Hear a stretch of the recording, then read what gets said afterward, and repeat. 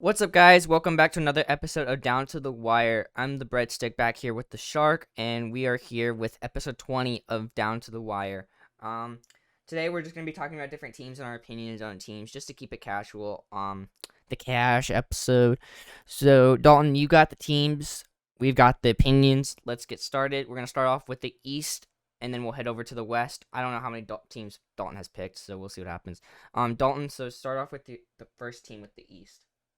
Okay, so the first team I have is a team that has been is one of those teams that they started off from the bottom and now they're making their way up. Right now, this team is fourth in the East at the moment. That is the Miami Heat.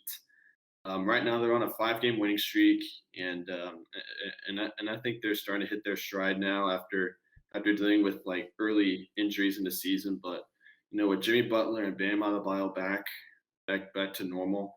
And of course with the role players at Tyler Hero, Duncan Robinson, Goran Dragic, and Kendrick Nunn. And with that Heat team, I mean, I can definitely see him going pretty far in the playoffs. Um, but like I said, this is the East, and with it being so weak, I mean, it's no telling what's going to happen. But I like what I'm seeing from the Heat so far. No, yeah, definitely. I think a lot of teams overlook the Heat because the roster of the Heat hasn't really changed from this year to or from last year to this year. They like added a couple players. Like they added let's start off with Avery Bradley. Avery Bradley is a really good 3-point shooter and defensive player. Um was Harkless on Harkless is underrated too. I think Maurice Harkless is still an underrated player compared to some. I'm not saying necessarily that he's good, but I think he's an underrated player. Mhm. And he was added in the beginning of this year. So there's two players for the Heat that are a little bit underrated for that team. I think injuries was just what really killed them, and Tyler Hero really wasn't playing like himself last year, which was what kind of pushed them ahead of teams. Even though you had Jimmy Butler, Bam, Duncan Robinson, Kendrick Nunn, Miles Leonard, Goran Dragic, but yeah, with the couple additions and everybody being back healthy, it's very understandable on why this team is pushing ahead, and I think that it's good for them to get this momentum going, especially when we're heading the second half into the playoffs. Mhm. I like that. I like that. And right, like I said, they're staying fourth. And my last question for the Heat for you, Gabe, is what does the Heat need to do in order to beat like one of the top three teams in the East, like Philly, Nets, or the They Bucks? just have to have the drive. Like honestly, last year, they had the big drive with Jimmy Butler. Jimmy Butler's a good leader. He's probably like a top 10 leader in the NBA. Because who did they beat the what was their who did they have to beat last year to get to the finals? They had to beat the Celtics. all right. Celtics. So they had to beat the Celtics. They had to beat playoff. Bucks. Okay, so they had to beat the Celtics, the Bucks, and Pacers. Pacers. Those two teams. Those I think all three of those teams were some. Let me look. Pacers, Celtics, Bucks. All three of those teams were in the top four. Mm-hmm. The only team that's not in the top four which is kind of on a downcline right now, is the Raptors. And Mm-hmm. all of these four teams were a very, very high contender. They're all still pretty good contenders for this year's NBA Finals on the side, but they're not doing as well as they were last year. Pacers especially, Celtics especially, but Bucks especially. But this year, the Heat with the 4 seed, if we end it right now with no playing game, that they would have to play the Celtics. Then they would probably have to play the 76ers, which if the 76ers have played how they played usually in the playoffs, it wouldn't be too hard. And then they would probably have to play the Nets, which is probably what's going to stick with them. But like I'm a guy that's all about depth. I talk about depth in your bench and in the rest of your team. The Nets have disproven my theory. That's the only team I've seen do that. Um, but it seems like they're getting stronger to their starting lineup. So we'll Mhm. definitely have to. I think the Nets are a definite factor for this playoffs just to see what they can do because people don't know how that team's gonna pan out because it James Harden's not playing like himself in Houston. He's playing like him. He's playing like a different man. So we'll see how that pans out in the playoffs. Yeah, for sure. And another team I want to talk about in the East that has been crushing it lately is the Atlanta Hawks. Right now, they're the eighth seed in the East. So if the season ends today, they would have to play in a play in order to have to face Philadelphia in the first round. So, Gabe, what are your thoughts on the Hawks this year? I wouldn't say they're necessarily killing it. I just think that's the point of the East where it gets so. It's like almost anybody can fill that last spot because right now they're in dead eighth and they're 19th and 20. You know what? Another team on the. You know what team in the West that's around 19-20, the closest to that spot? Golden State. Golden State. And Golden State, like on everybody's and all I've been like checking power rankings like this past few weeks, and even though they're like 20 and 20, they're higher than some of the teams that are higher in for them in the West. Like they're usually like top 10, top 15, and only like what 16 teams make it to the playoffs. If you're top 10, if you're top 10, top 15, and you're not even in one of those lock-in playoff spots, that's actually pretty good. And I think that's just because the schedule difficulty between the two teams is probably not that bad. Because who the Hawks have the Magic, the Wizards, um, the Hornets, the Heat in their division. Most of those teams I just named aren't playing that well. Maybe half. The only the only team in the West for the Warriors that's not necessarily playing that well is the Kings. But the Kings have a lot of young talent. It's just I think that they need to form correctly. They might need a first star instead of a second star as De'Aaron. All right, so De'Aaron Fox can be that second star. And then they'll be good to go in the next like 5, 6 years. I know Buddy Hield is a little old, but you have Marvin Bagley, De'Aaron Fox, Buddy Hield, and a lot of other young Mhm. talent that could help push them later in the years. But I don't know. That roster to me hasn't. I'm looking at the roster right now, and it really hasn't changed from last year to this year, besides the addition of actually maybe a little bit Clint Capella, Rajon Rondo, Danilo Gallinari. They just got a lot of good veteran talent on their team. But besides that, it looks like the same old Hawks to me. So it's definitely gonna be an interesting one to watch for that final spot because I feel like anybody can fill that final void. Um, the Bulls are killing it. The Pacers, they're trying to figure out their new team with the trade of Victor Oladipo. So I think that eighth spot is just it could literally be anybody's spot. Mhm. So I don't know. The Hawks just are the Hawks to me. I've never really like been a huge fan of the Hawks. The only like reason whenever you would think of Hawks and it was like wow was back in 2014-15 when they got the first seed. And then after Mhm. that they finished in the bottom 5 of the playoffs or they were out of the playoffs almost every single year. For sure. And you also can't forget the last time the Hawks were like they had like their true superstar was Dominique Wilkins, and that's way back in like the 80s, 90s. But so that's the point. So that's it for the East side. Let's actually head on over to the West. So for this one, we're just gonna go straight to it with the Utah Jazz. I mean, even though they are still first place in the West, they're still the best team in the league as of right now. That I think before the break, they were on like a bit of a losing streak, and Gabe, my question to you is that do you think the Jazz have hit their peak and they're starting to fall, and or do you think that they still haven't peaked Well, let's if that look at makes the sense? teams that they played going out coming out of the coming out of the All-Star break. They played the Rockets, which is not that great of a team. They won by 15. Um and with the Rockets, Christian Wood, um John Wall, Victor Oladipo, none of them played. They won by 15 to a superstar-less Rockets team.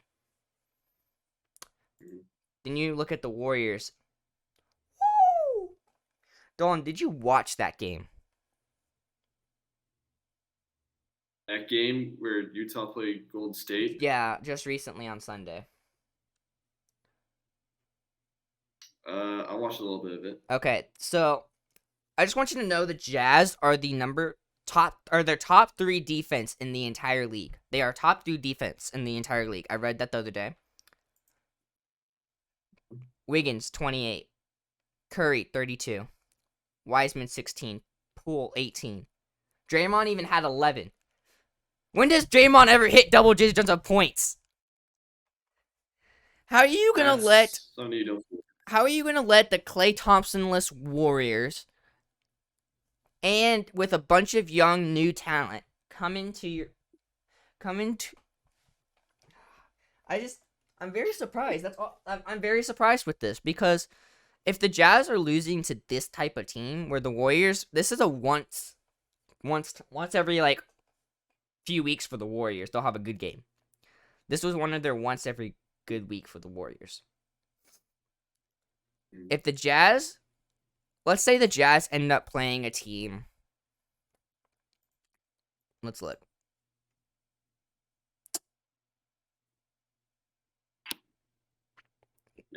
They're probably gonna have to play the Suns and probably have to play the Suns somewhere in the thing, depending on their placement. Mm-hmm. The Suns is a team you don't want to mess with right now. We looked at the Suns the other day, and the Suns are stacked. Devin Booker, Chris Paul, DeAndre Ayton, Mikal Bridges, Jay Crowder, Dario Saric, Langston Galloway, Frank Kaminsky, Etuan Moore, Cameron Payne. That's a lot of good talent. Mm-hmm. If that's the Jazz's either second round or Western Conference Finals matchup, whoa, all of that scoring talent, that's going to be hard to stop. And I think that's a lot more scoring talent than the Warriors have. Mm-hmm. You have Curry, who's been leading the team great. Mm-hmm. Andrew Wiggins, who is a good second option right now. Kelly Oubre, if he gets hot, that's it. Keyword is if. The keyword is if. And that's really it, because James Wiseman hasn't been the center that we're hoping, but he has had injury issues, and he's still learning under the influence of Draymond Green, and we're still trying to figure out what's the best way with him. Mm-hmm. But besides that, not really much scoring talent. Maybe Jordan Poole here and there, but they haven't been playing Jordan Poole that much. But yeah, besides that, if the Jazz, I'm worried about the Jazz because what they showed me against the Warriors, if they take that and do it in late playoffs, it's not going to end well for them. I get shocked by a team. Yeah. And we don't want what happened last year to happen this year. Yeah, where they blow a 3-1 lead. Well, not necessarily just blowing a 3-1 lead, being a first round exit. Because their last 2 years, because they lost to the Nuggets last year, and in 2019 they lost to the Rockets. And then the year before, the first round. So, and the year before they that, they played the Thunder. Yeah, they played the Thunder and then played the Rockets. Then the year before that, they went to the second round and played the Warriors and lost. Mm-hmm. So the past 5 years, they've made it to the second round the first 2 years and lost, and after that they just lose in the first round. I don't want to say this, but do you think the top 1 teams in both divisions are very, very similar for the playoffs? It depends, because because here's the thing: if the season ended today, they would either have to play the Mavericks or the Warriors. And Don't forget and about the. honestly, Don't forget both about of them, they'll have to play the Spurs, Mavericks, Warriors, or Grizzlies. Because how the play-in tournament works is that the 7th and 8th and the 9th and the 10th has to play. Whoever wins the 7th and 8th will lock in that 7th spot and have to play the 9th and 10th. Whoever wins the 9th and 10th will play for the 8th.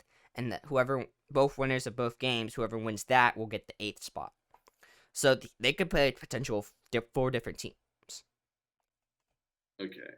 So let's just say, for conversation's sake, and like the seating on where it is right now, they play the Mavericks.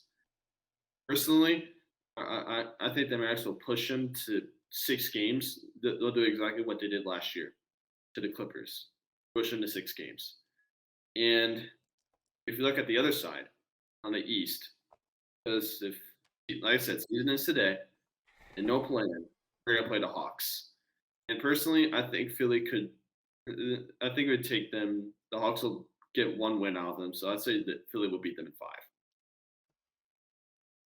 That's my take. Okay. So you have them both getting out of the first round. 1 game each.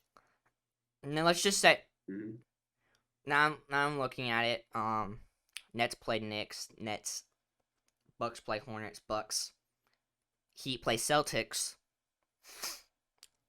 I can go either way. It really could. Let's just throw in a curveball. Say the 76ers have to play the Celtics. Mm-hmm. What do you think would happen? I think now, obviously, we're saying perfect world in that no injuries happen. We'll Yeah. say that, and then I think Philly would. Uh, I think Philly would beat the Celtics in 6 or 7 games because remember last year Boston swept Philly and Joel Embiid is going to seek revenge, and I think that's gonna. I think he's gonna play with the big chip on the shoulder, and that's the reason why I think the 76ers will beat Boston in 6 games, maybe 7, but for sure 6. Okay. Then we'll say Nets beat the Bucks. Then they have to play the Nets. Okay, this is definitely where it's gonna come down because we also because here's the thing. Look at the Nets; they're starting 5. Maybe you can correct me if I'm wrong, but it's Kyrie, Harden, Durant, Griffin, and Jordan. Switch Hart. If Switch those, switch Kyrie and Harden because Kyrie is not playing the 1 this year. He's playing the 2. Then yes, you do have the correct lineup. all right, but essentially the right guys. Yes. And then for Philly, is Ben Simmons their one? Or I'm trying to think. I'll look it up. Who's on? And actually, it doesn't look like Blake Griffin is starting on the team. They're putting Joe Harrison at small forward. Oh, they put Durant before. Yeah. Okay, Um, but 76ers depth chart. Ben Simmons starting at the 1. okay, then I know Embiid's the 5. Where's Tobias Harris in this? Tobias Harris is the 4. Danny Green's the 3, and Seth Curry is the 2. So besides Ben Simmons shooting on your mid 3, then you have the best center and arguably the best center in the league, Joel Embiid. Then you have a great LeBron Magic Johnson styled player with Ben Simmons. Mm-hmm. And then yeah. Sure. And that's tough because as much as I want Philly to beat them, I just don't think it will because I think it'll be close. like I said, yeah, I think it's coming down to 7 games for sure. 7 games, But maybe 6, but for sure 7. But yeah, my two things in my 3 things in professional sports: depth, Mhm. leadership, and experience. Those are the 3 things that will win you games. If you don't have those three things, you're not going to go far. And I think honestly with Sure. Philly, there wasn't really a designated leader for the past few years. Their depth to their bench and to their starting lineup, besides just Ben Simmons, Joel Embiid, and a couple of pieces here and there, weren't necessarily going to work. Hmm.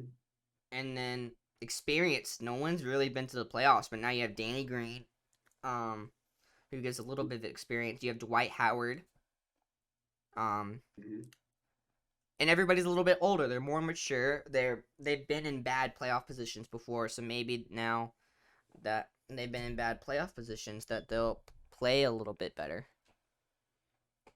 Hmm. So, I think so.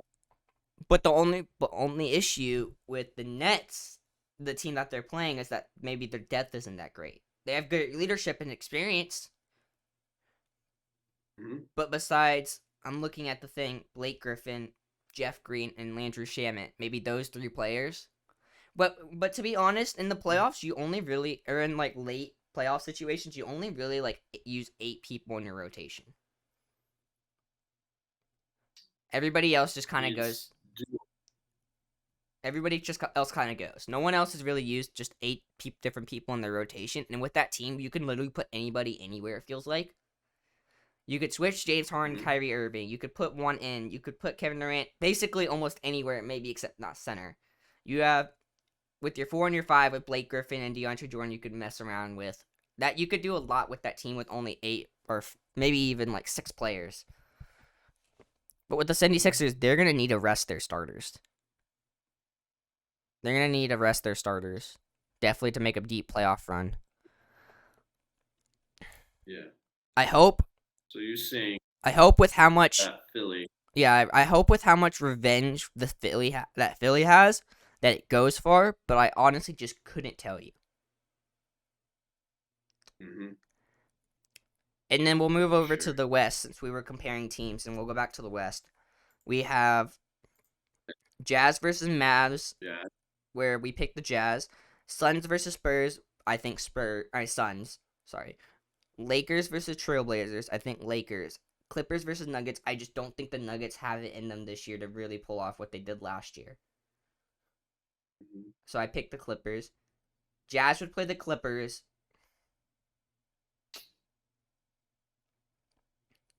Interesting. I personally think the Jazz will. I personally think that they'll beat the Clippers with because I don't think the Clippers are gonna like have that load management thing.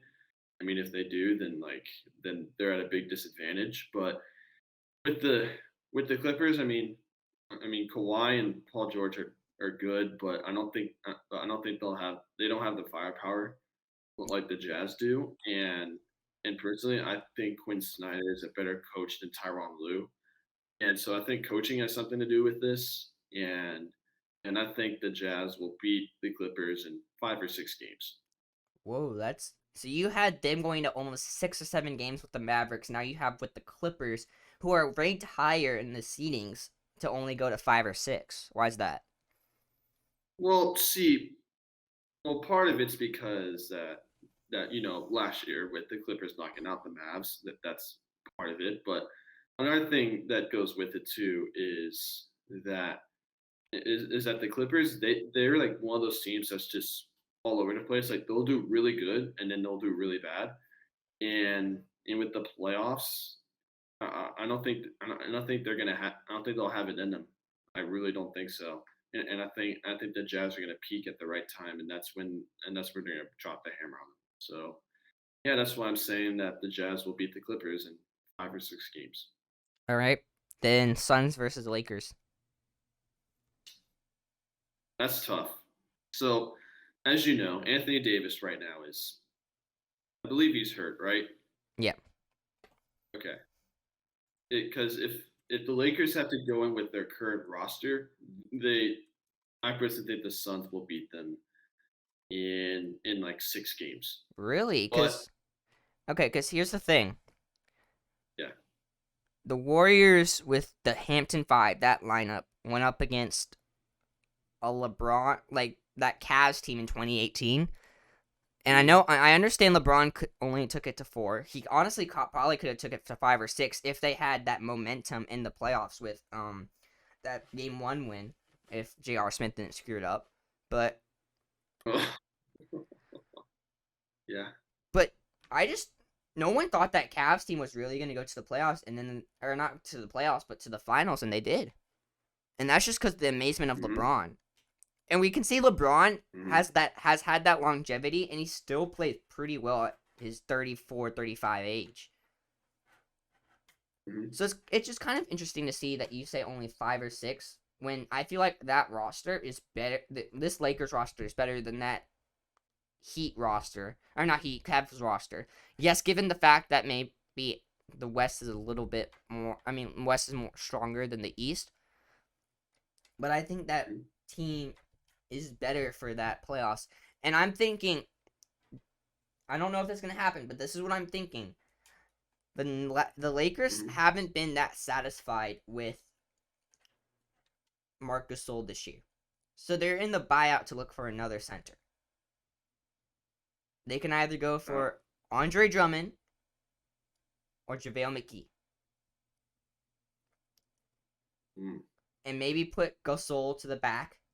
And Gasol, if you watch back into the 2019 playoffs, especially in the games like the game 1, game 5, game 6, he could shoot. That mm, that big man can shoot the ball.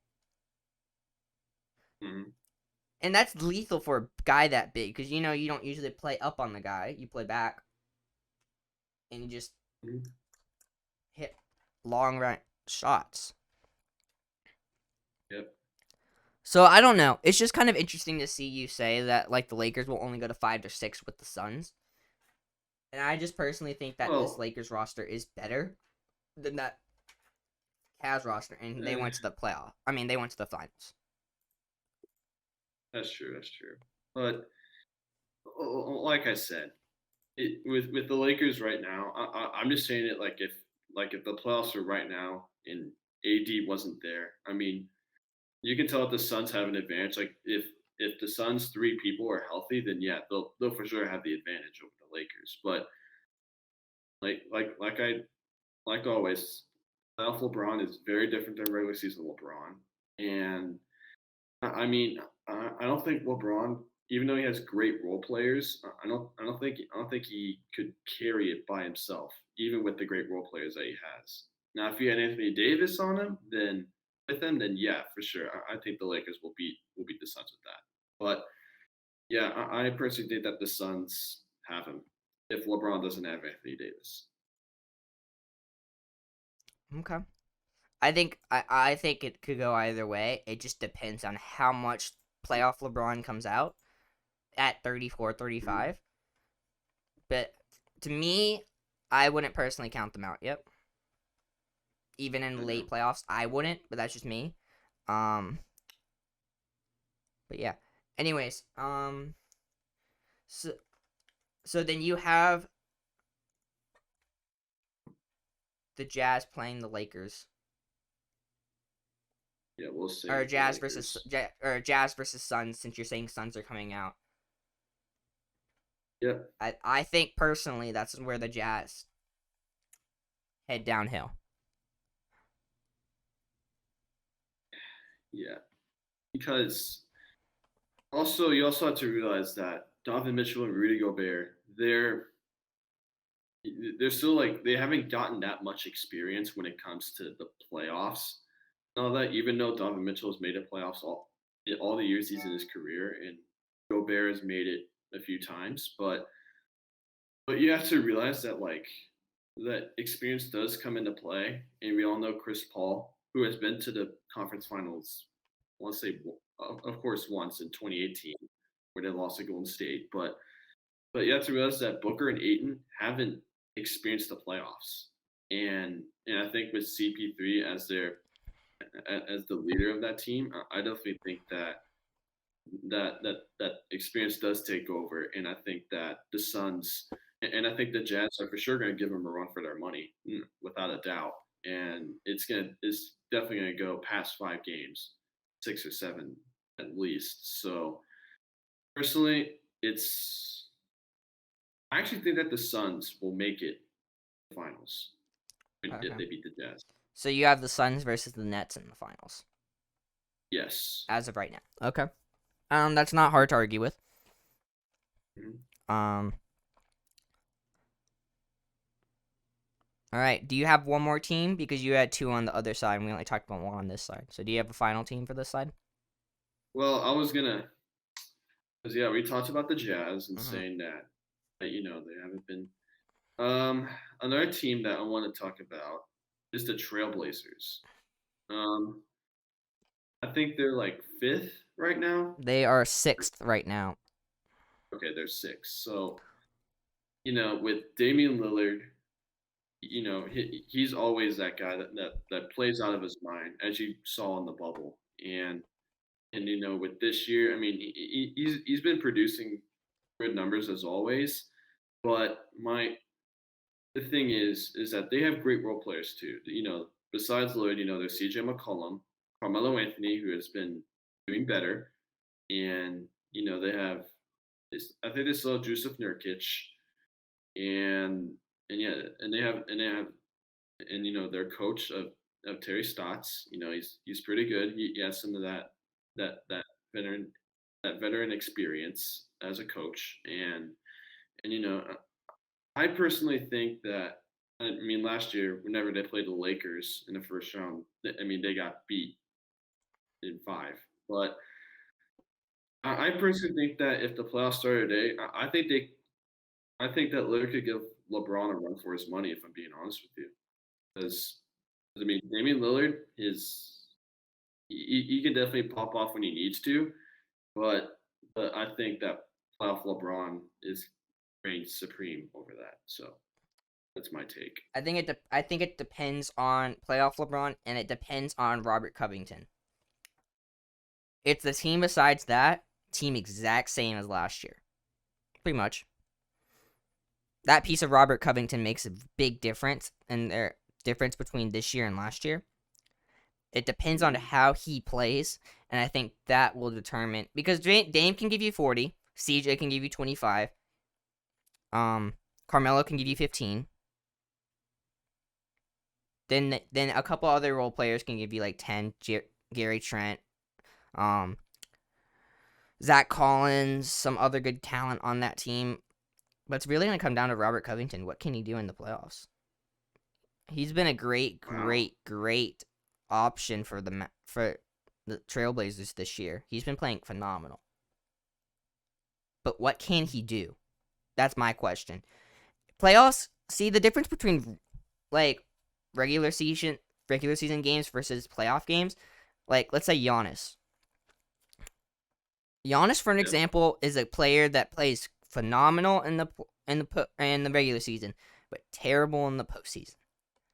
I just don't want that to happen to Robert Covington, and if they do, then they're gonna have to pull him out or not play him as much. But I think they'll put a lot of faith into him, and they will lose to Lakers. That's why when we were going quickly through it, I said Lakers versus Trailblazers Lakers. Mhm. And what even if LeBron has to know that 80 when he comes back, probably not 100%. I think he has an Achilles, right? Yeah, I think it's Achilles. So I thought that season ending. I thought so too. I mean, it could be not a serious Achilles injury, but Mhm. he could just be making a speedy recovery. But let's just play devil's advocate and say that AD is out for the rest of the year. Because I don't think he'll be back by the playoffs. I don't. They have to play a Trailblazer team that has lost in the first or second round every single year. Yes, they have a little bit of additions, but are these additions only talent in the? Are they only talent basically in the regular season? Because we've never seen a lot of these guys in the playoffs. It will depend on how they pan out for the playoffs to see if they can make a deep playoff push. Mhm. But honestly, I just don't see a lot of guys on this team being able to do that. And that's and I think playoff LeBron will have a more stronger drive for it than that Trailblazers team, and I think that's what's going to push the Lakers back. Because it seems like LeBron can just take whatever he wants and just go straight to a playoffs and go straight to a finals. Like, what is the Cavs team right now? They're 12th. When he left, they were 14th, and in 2020 they were 15th. So they were bottom 10 every single year. 2020 and 2019, that team was pretty much unchanged. They had a Colin Sexton, Kevin Porter Jr. over the last few years, but that team was pretty much unchanged. That team was a finals team, and now they're sitting in the 12th seed. That just shows you what LeBron can do. I think that's the difference. I think that's the difference between him and all other athletes is that he can literally change a team. Now, I know some uneducated folks are going to say Tom Brady can do that, but Tom Brady had weapons on that team. Mike Evans, Chris Godwin. He brought in Gronk. He brought in AB. Leonard Fournette he brought in.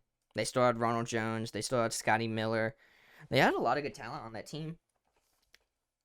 On that 2018 team, their second best player was Kevin Love. Yeah. I don't know if that's what you want as your second best player. I take him as a third player, third or fourth, but not my second. And they were still able to go to the finals. Kyrie's more of a second option. Well, yeah, but Kevin Love. Kyrie didn't want to be the second option. He wanted to be the first, and LeBron wanted to be the first, so Kyrie left.